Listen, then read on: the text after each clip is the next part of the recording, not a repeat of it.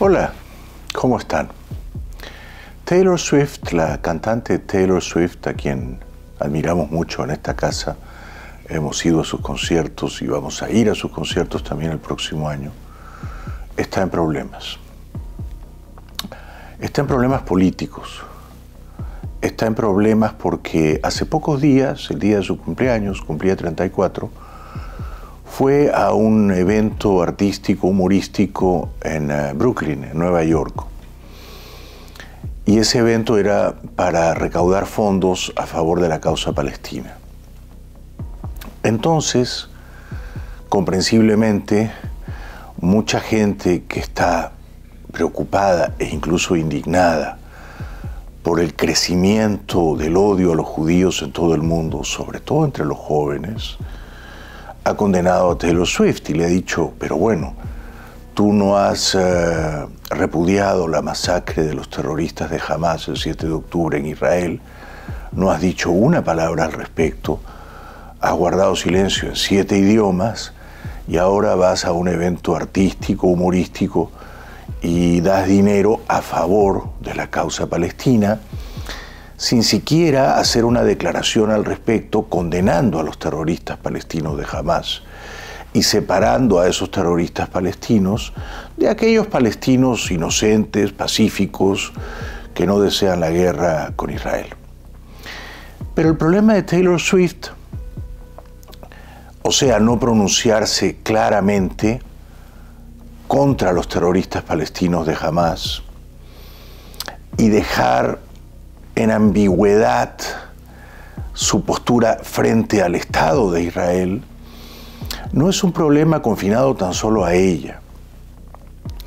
O sea, es un problema que se ha extendido entre los jóvenes aquí en Estados Unidos de una manera muy alarmante.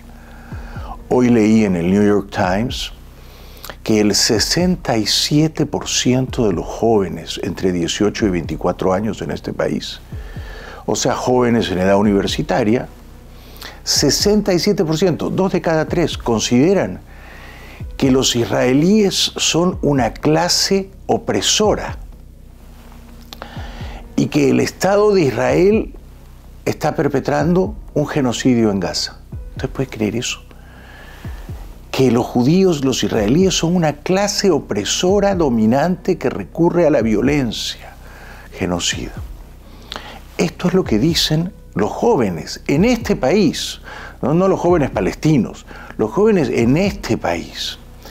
Por eso es que en las principales universidades, en las más caras, en las más elitistas, en las de mayor prestigio académico, por ejemplo Harvard o Yale o Princeton o UPenn, ha sido y es todavía un escándalo que las autoridades de esas universidades toleren, consientan e incluso apañen las manifestaciones masivas de estudiantes antisemitas y a favor de la causa palestina. ¿Por qué digo que esas manifestaciones de los estudiantes en Harvard, en Yale, en UPenn son antisemitas? No lo digo de una manera arbitraria o caprichosa. Y no son todos palestinos quienes marchan, no. Pero marchan y cantan y gritan "From the river to the sea, Palestine will be free". Ese es un eslogan político que está en la carta fundacional del grupo terrorista Hamas. ¿Qué significa? Del río al mar, Palestina será libre. Significa que del río Jordán al mar Mediterráneo, todo ese territorio que es Israel pertenece a Palestina y por tanto los que cantan "From the river to the sea, Palestine will be free", que es un eslogan político que se canta desde los años 70 contra Israel, lo que están cantando es que Israel debe desaparecer, que Israel debe dejar de existir en ese territorio entre el Jordán y el Mediterráneo para que todo, absolutamente todo, Cisjordania, la Franja de Gaza, Jerusalén Este y todo Israel, todo sea territorio palestino y que los judíos se mueran, desaparezcan, se vayan a otro lado, se hundan en el fondo del mar. Esto es lo que cantan los estudiantes en Harvard, en Yale, en Princeton y en UPenn. Y esto es lo que no castigan las autoridades de esas universidades, que además son universidades que reciben masivas donaciones económicas, monetarias, millones de dólares de donantes judíos. Entonces, esos donantes judíos se han puesto firmes y les han dicho, si ustedes consienten esa propaganda a favor del terrorismo palestino, esa propaganda antisemita en sus campus, en sus recintos universitarios, se acaban las donaciones de nosotros, los empresarios, los millonarios judíos. Pero además es particularmente grotesco, ¿no? Porque en esas marchas universitarias, todos esos jóvenes, que ya digo, 2 de cada 3 son antisemitas, por ejemplo, salen a marchar las feministas a favor de los palestinos, sin condenar a los terroristas palestinos de Hamás. Ignoran las feministas pro-palestinas en este país, y quizá Taylor Swift es una de ellas, que los terroristas de Hamás son terriblemente machistas, sexistas, que no hay una sola mujer en el gobierno dictatorial de Hamás, que no hay una sola mujer combatiendo en las tropas, en las milicias terroristas de Hamás. Ignoran, en cambio, que Israel tiene batallones enteros de mujeres soldados. Ignoran que en Israel hubo una primera ministra hace más de 50 años. Lo mismo los gays.